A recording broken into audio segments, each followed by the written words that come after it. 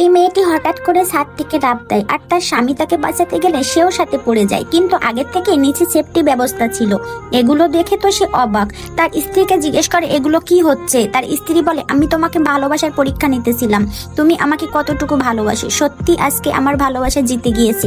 এই ঘটনার অনেকদিন পরে সে বাসার মধ্যে ঢুকতেই দেখে তারই স্বামী তারই চোখের সামনে তার সহকারীর হাত ধরে চলে যাচ্ছিল। তখন সে অবাক। সে চলে এসে শুধু কাঁদতেছিল, কারণ তাছাড়া তার কিছুই করার ছিল না। তাই তার স্বামী বলতেছিল, আমার এক জিনিস বেশি দিন ভালো লাগে না। তাই স্বামী বলতেছিল, তুমি ঘরে থাকবা আর ও আমার বাইরে প্রেমিকা হয়ে থাকবে। তখন সে এগুলো মনে মনে করছিল আর কাঁদতেছিল। তখনই তার বমি বমি পায়। সে হাসপাতালে যে পরীক্ষা করে দেখতে পায় যে সে প্রেগনেন্ট। তখন সে এই প্রেগনেন্ট দেখে সে আরো ভেঙে পড়ে।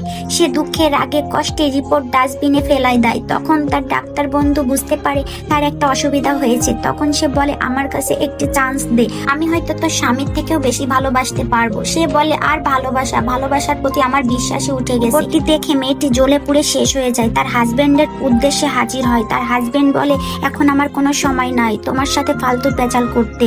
তখন সে বলে, তোমার কাছে ফালতু পেঁচাল হলো, এটা আমার জীবনের ইম্পর্টেন্ট কথা। তখন তার স্বামী রেগে বলে, আমি তো কতবার বলেছি যে তুই আমার ঘরের বউ হয়ে থাকবি আর ও আমার বাইরের গার্লফ্রেন্ড হয়ে থাকবে।